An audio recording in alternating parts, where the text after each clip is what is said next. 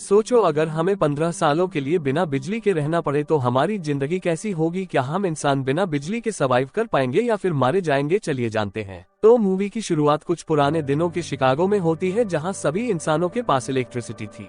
यहाँ पर हम एक चार्ली नाम की बच्ची को देखते हैं जो कार्टून देख रही थी। वहीं उसका छोटा भाई डैनी आईपैड में गेम खेल रहा था और उनकी मॉम रिचल फोन पर किसी से बातें कर रही थी कि तभी उसका हस्बैंड बेन घबराता हुआ घर आता है और उन्हें बताता है कि उनके पास ज्यादा टाइम नहीं है। जिस पर रिचल उससे पूछती है कि तुम किस बारे में बात कर रहे हो। अचानक यहाँ बेन के घर में लाइट्स ब्लिंक होने लगती है और उसके लैपटॉप में भी कुछ फाइल्स डाउनलोड होने लगती है, जो अगले ही सेकंड में 100% डाउनलोड भी हो जाती है। जिसके बाद वो अपने लैपटॉप से USB निकालकर उसे एक मेटल की लॉकेट में लगाने लगता है। वहीं दूसरी ओर हाईवे पर माइल्स और उसका दोस्त अपनी कार से निकलते हैं, जहां उनके पीछे रुकी हुई गाड़ियों की लाइन लगी हुई थी, जिनकी हेडलाइट्स भी एक के बाद एक अपने आप बंद हो रही थी। आसमान में प्लेन्स भी इधर उधर क्रैश होने लगे थे, जमीन पर ट्रांसफार्मर फटने लगे थे और यहाँ तक कि बिलीज टावर भी एकदम काला पड़ चुका था। इसके बाद हम धरती को अंतरिक्ष से देखते हैं, जहाँ धीरे धीरे धरती से बिजली गायब होती हुई नजर आ रही थी। अंधेरा USA के नॉर्थ से होते हुए ईस्ट और साउथ में फैलता चला जा रहा था और चारों तरफ ऐसा समा हो गया था कि बिल्कुल कैंडल लाइट डिनर का माहौल हो।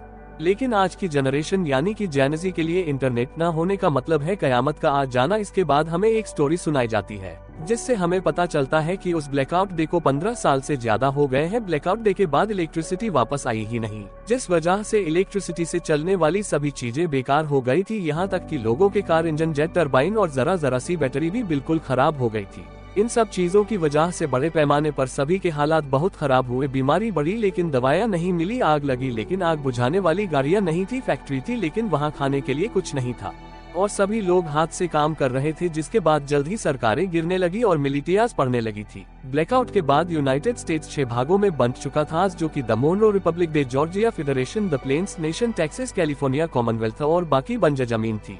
इन सभी शहरों के ऐसे हालात को देखकर ज्यादातर लोग यहाँ से कहीं और शिफ्ट हो चुके थे, जिनमें से एक वेन और उसकी फैमिली भी थी, क्योंकि वो वहाँ के विलेज एरिया में रहने लगे थे। क्योंकि मोनरो रिपब्लिक एक पीसफुल कॉलोनी थी जहाँ कुछ 100 लोग जाकर बस गए थे। यहाँ हमें पता चलता है कि वेन की वाइफ की कुछ साल पहले ही डेथ हो गई थी और अब वो एक ब्रिटिश मेडिकल डॉक्टर मैगी को डेट कर रहा था। उसके बच्चे डैनी और चार्ली भी अब बड़े हो चुके हैं, लेकिन डैनी को अकेले रहना ज्यादा पसंद है क्योंकि वो अस्थमा की बीमारी से गुजर रहा है। ऐसे ही एक दिन चार्ली अपने भाई के साथ जंगल में जाती है, जहां उन्हें एक अबैंडन वैन दिखती है। चार्ली उसके अंदर जाती है और वहां उसे एक मिनी फ्रिज मिलता है, जिसे देखकर उसे अपने बचपन की याद आने लगती है, जब ब्लैकआउट डे के बाद उसके मॉम डैड ने उसे वो पिघली हुई आइसक्रीम दी थी, क्योंकि वो उस वक्त की आखिरी आइसक्रीम थी। एक दिन जब चार्ली हर दिन की तरह जंगल में चक्कर लगाने जाती है, तब मोनरो मिलिटिया, जो कि मोनरो रिपब्लिक की मिलिट्री फोर्स है, वो कॉलोनी के अंदर आते ही हमला बोल देती है। मिलिटिया की कलाई पर एक टैटू गुदा हुआ था, जो कि मोनरो रिपब्लिक के मेंबर्स का सिंबल था, जिससे उन्हें पहचाना जा सकता था। अब क्योंकि ये मोनरो रिपब्लिक के सेटलमेंट का वक्त है, इसलिए वहाँ रहने वाले सभी लोगों को टैक्स के रूप में अपनी फसलें देना उनकी जिम्मेदारी है।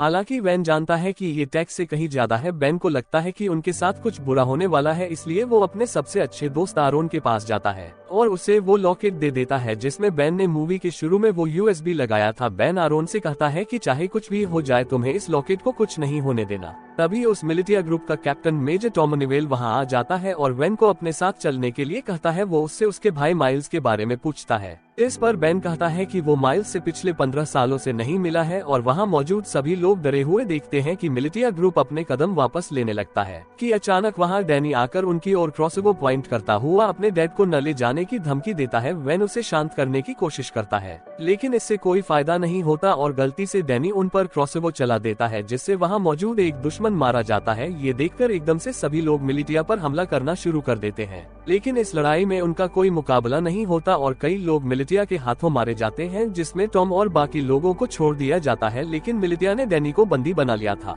कुछ देर बाद जब चार्ली वापस अपने घर आती है, तो यहाँ वो अपने डैड को खून में लथपथ देखती है, जहाँ वो अपनी आखिरी सांसें ले रहा था। वो उसे बताता है कि डैनी को मिलिटिया के लोग किडनैप करके ले गए हैं और अब उन लोगों की आखिरी उम्मीद सिर्फ माइल्स ही है, जो शिकागो में कहीं रह रहा है। चार्ली रोते हुए अपने डैड को बचाने की कोशिश करती है, लेकिन बेन मरने से पहले उसे अंकल माइल्स को ढूंढने के लिए कहता है, जिसके बाद उसकी मौत हो जाती है। अपने डैड के ऐसे मरने से चार्ली पूरी तरह टूट चुकी थी, लेकिन उसके पास शोक मनाने तक का टाइम नहीं था। वो अपना सामान पैक करती है और अकेले बाहर निकलने के लिए तैयार हो जाती है, लेकिन मैगी और आरोन उसे अकेले नहीं जाने देते, जिसके बाद वो खुद उसके साथ जाने को तैयार हो जाते हैं। जो चार्ली को बिल्कुल पसंद नहीं आता। इसके बाद तीनों खतरनाक रास्तों से होते हुए पूरे दिन सफर करते हैं, जिससे तीनों के बीच बॉन्ड और भी ज्यादा मजबूत हो जाता है। अगले दिन जब चार्ली पानी लेने के लिए झरने के पास जाती है तो उसे एक नेट नाम का लड़का दिखता है, जिसे देखकर वो वहीं रुक जाती है। अब क्योंकि पूरी दुनिया ब्लैकआउट में चली गई थी, इसलिए तब के बाद से हर इंसान को पहली बार में देखकर खतरा ही समझा जाने लगा था। यहाँ तक कि चार्ली जैसी लड़की के लिए बहुत सी चीजें दिमाग में होती है, लेकिन खुशकिस्मती से नेट सिर्फ उससे उसका नाम पूछता है और उसे जाने देता है। उस रात चार्ली और उसके दोस्तों को एक टूटा फूटा प्लेन मिलता है, जिसमें वो रात गुजारने की सोचते हैं, लेकिन बदकिस्मती से ये एक चोरों के ग्रुप का ठिकाना था,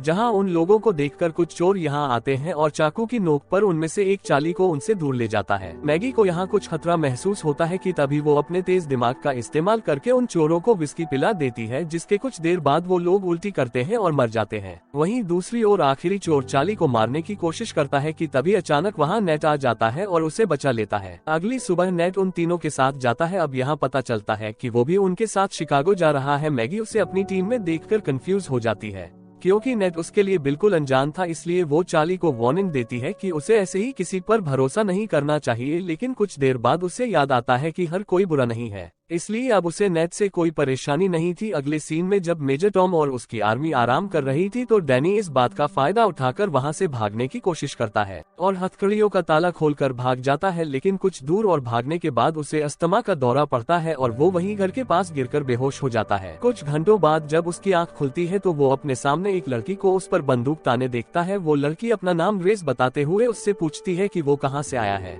जिस पर डैनी बताता है कि कुछ लोगों ने उसे किडनैप कर लिया था, जिनसे बचता हुआ वो यहाँ आया है। ये सुनकर वो लड़की बंदूक नीचे करती है। इसके बाद वो उसे अस्थमा पंप देती है और बताती है कि ये उसके मरे हुए बेटे का है। इसके बाद हम उन चारों के ग्रुप को देखते हैं जो फाइनली शिकागो पहुंचते हैं, जो कि मोनरो रिपब्लिक में ही है। यहाँ देखने लायक बात है कि रिलीफ फील्ड पूरी तरह से आईबी प्लांट से कवर्ड है, सड़कें मछुआरों से भरी हुई है और यहाँ महंगी से महंगी गाड़ियों को घोड़े की बगी में बदल दिया गया है। बैन की बताई जानकारी के बाद वो सभी एक होटल में पहुँचते हैं। बारटेंडर से माइल्स के बारे में पूछते हैं। पहले तो वो बारटेंडर माइल्स नाम के किसी इंसान को जानने से मना कर देता है, लेकिन जब चार्ली उसे अपने डेड बैन के बारे में बताती है कि हाल ही में उनकी डेथ हुई है तो वो बताता है कि वह खुद ही माइल्स है, लेकिन वो उन सभी से अपनी पहचान को छुपाए रखने के लिए बोलता है। कुछ देर बाद माइल्स अपनी भतीजी को अंदर ले जाता है और उससे प्राइवेटली बात करता है, जहां चार्ली बताती है कि कैसे मिलिटिया ने उसके डैड को बेरहमी से मार डाला और डैनी को किडनैप करके अपने साथ ले गए। जिसके बाद चार्ली उससे पूछती है कि वो लोग हमारी फैमिली के पीछे क्यों पड़े हैं, जिस पर माइल्स कहता कि जरूर बैन कुछ न कुछ उस ब्लैकआउट के बारे में जानता था। वो कहता है कि मोनरो रिपब्लिक के लीडर जनरल मोनरो एक क्रूअल जनरल था जो पूरे देश और पूरी दुनिया को अपने कब्जे में करना चाहता था,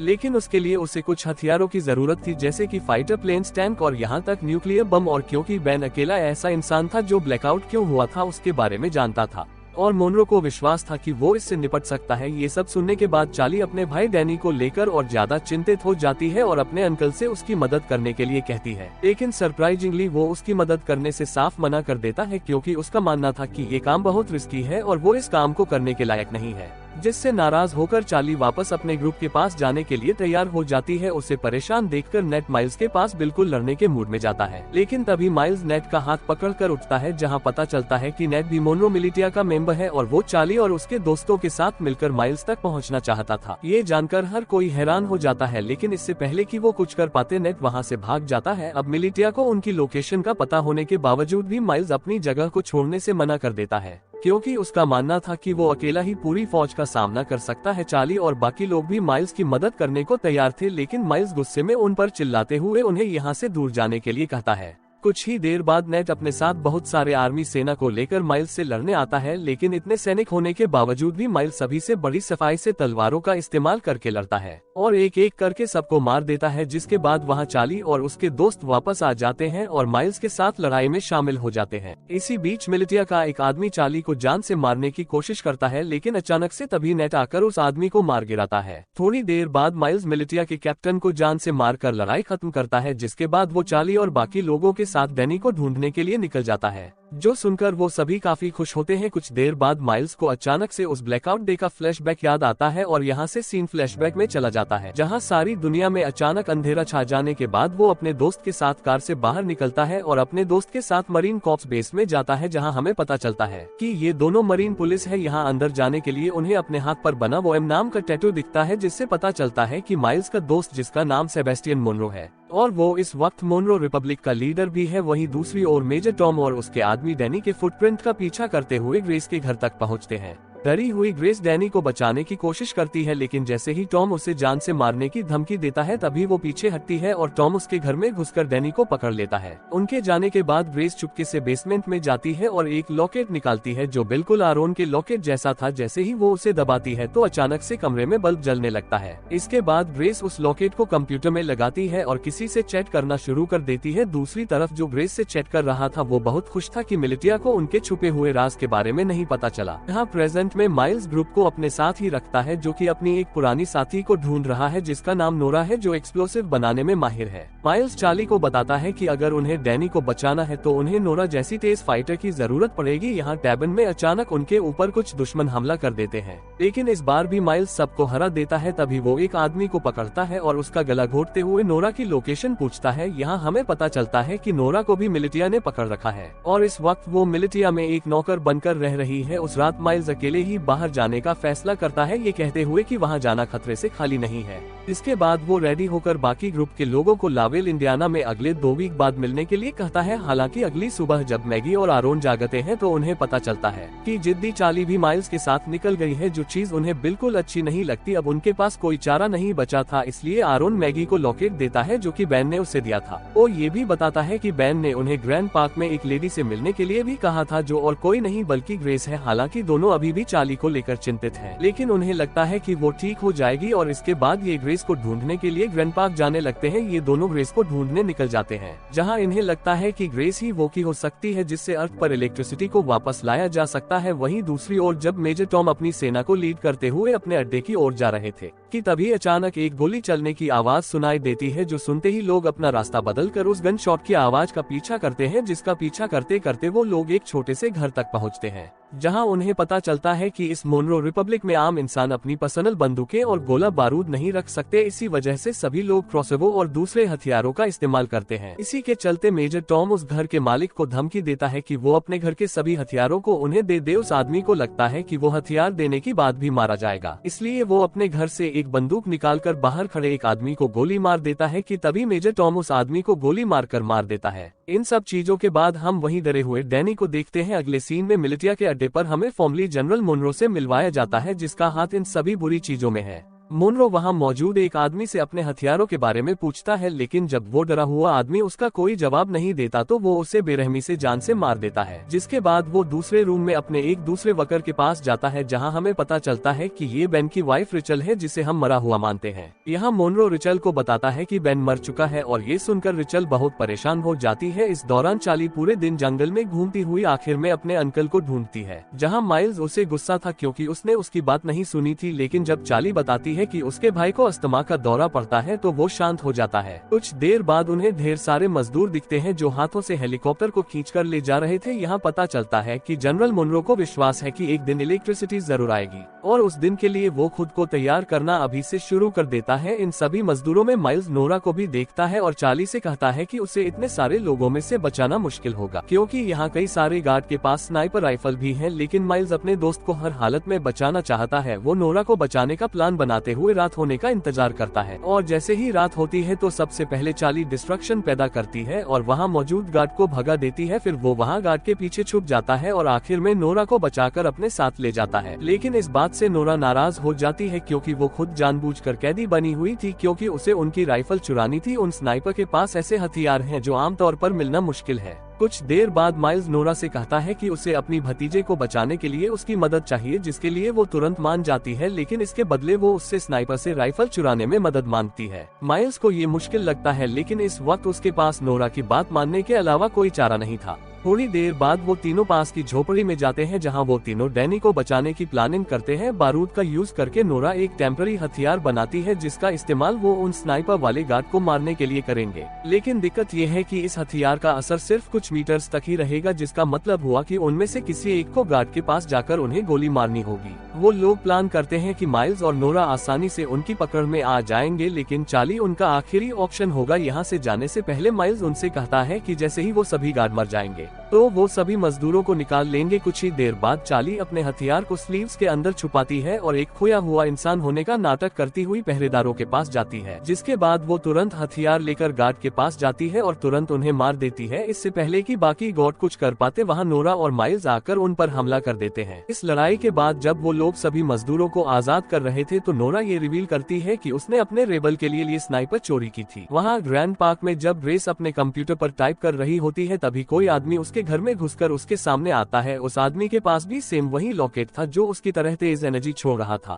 दूसरी ओर माइल्स नोरा को रेबल का साथ छोड़ने के लिए मनाने की पूरी कोशिश करता है, लेकिन वो मना कर देती है। यहाँ हमें पता चलता है कि पहले ये दोनों कपल थे, लेकिन ब्लैकआउट के बाद उन्हें ब्रेकअप करना पड़ा। ऐसे ही कुछ देर बाद वो दोनों रेबल के ठिकाने पर पहुँच जाते हैं जहाँ उन्हें एक पादरी मिलता है। पादरी खुश था कि नोरा स्नाइपर गन लेकर आई है, लेकिन बुरी खबर ये थी कि उनकी सेना पर अभी भी लगातार हमला किया जा रहा है। जब ग्रुप ठिकाने पर पहुँचता है तो उन्हें अंदर कुछ घायल आदमी बैठे मिलते हैं। पादरी यहाँ ये भी बताता है कि इन सभी आदमियों में से एक आदमी गायब है, जो सुनकर माइल्स तुरंत सभी को ये जगह छोड़ने के लिए कहता है, क्योंकि उसका मानना है कि मिलिटिया उसके आदमियों से पूछताछ कर रही है और इस जगह से भागने का यही सही वक्त है। नोरा इस बात के लिए मान जाती है, लेकिन उससे 30 मिनट मांगती है क्योंकि वो घायल आदमियों को ठीक करना चाहती थी। बदकिस्मती से उसका ये डिसीजन गलत साबित होता है, क्योंकि कुछ ही मिनटों के बाद कैप्टन एडम मिलिटिया के साथ दिखाई देता है। उन्हें कुछ देर रोकने के लिए माइल्स अपने बेस्ट शूटर को स्नाइपर के साथ ऊपर भेजता है और उसका ये प्लान काम करता है, क्योंकि ऊपर भेजा गया वो स्नाइपर मिलिटिया के कई लोगों को घायल कर देता है, जिससे उन्हें पीछे हटने पर मजबूर होना पड़ता है। इस लड़ाई के चलते रात हो जाती है। यहाँ बेसमेंट के अंदर माइल्स और बाकी लोग दीवार के सहारे एक सुरंग बनाने की कोशिश करते हैं ताकि एक तरफ से दूसरी तरफ जा सके, लेकिन उनका ये प्लान पूरी तरह से फेल हो जाता है, क्योंकि दीवार में सुरंग खोदते समय दीवार गिरने लगती है और माइल्स उस गड्ढे में गिर जाता है, जिससे उनकी पूरी मेहनत खराब हो जाती है। ठीक इसके बाद छत पर बैठे स्नाइपर की मौत हो जाती है, जिसके बाद कैप्टन एडम और उसके लोग बेसमेंट में घुस जाते हैं। लेकिन माइल्स, जो बहुत बढ़िया तलवारबाज है, वो कुछ आदमियों को नीचे गिराता है और एडम को बंदी बना लेता है। फिर वो उसे दूसरे रूम में बंद कर देता है और यहाँ से भागने के तरीके सोचने लगता है।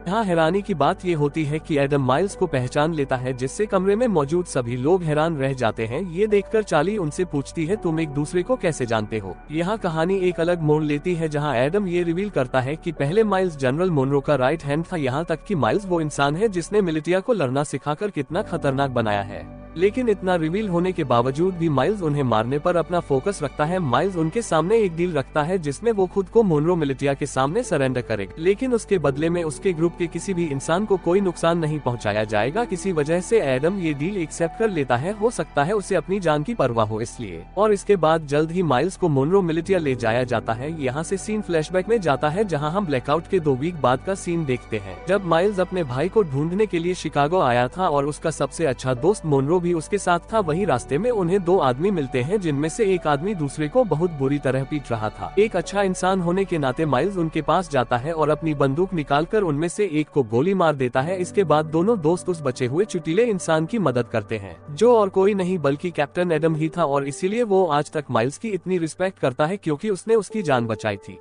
यहाँ से सीन वापस प्रेजेंट में आता है। जैसे ही माइल्स मिलिटिया को अपनी जगह पर ले जा रहा था तो रास्ते में वो एक ब्रिज पार करते हैं, जहाँ अचानक से एक एक्सप्लोजन होता है, जिससे सभी लोग चौंक जाते हैं और इसी दौरान नोरा और चार्ली माइल्स को उनसे बचा लेते हैं। वहाँ से जाने से पहले वो एक और एक्सप्लोजन करते हैं जिससे वह पकड़े न जाएं। दूसरी ओर मैगी और आरोन, जो ग्रेस को ढूंढने के मिशन पर हैं, आखिरकार वो उसके घर तक पहुँच जाते हैं, लेकिन उस घर में कोई भी नहीं था क्योंकि ग्रेस ने ये घर छोड़ दिया था। यहाँ आरोन, जो गूगल का एक पुराना एम्प्लॉय होने का दावा करता है और कहता है कि वो कंप्यूटर के बारे में बहुत कुछ जानता है। इसके बाद वो बेसमेंट में जाता है, जहाँ उसे ग्रेस का कंप्यूटर रखा मिलता है, जिसे देखकर पता चलता है कि इसे हाल ही में बनाया गया था, जिससे पता चलता है कि यहाँ इलेक्ट्रिसिटी थी। हालांकि जब कई घंटों तक कंप्यूटर की जांच पड़ताल करता है तो उसे वहां कोई सुराग नहीं मिलता। आरोन थक जाता है और ऊपर जाकर वो कंप्यूटर मैगी को दिखाता है। उसका लॉकेट चमकने लगता है और पास में रखे हेडफोन में गाना बजना शुरू हो जाता है, जहां मैगी के फोन में जानसी आ जाती है, जिसकी वजह से वो कई सालों बाद अपने बच्चों को देख पाती है और यहीं पर ये मूवी भी खत्म हो जाती है।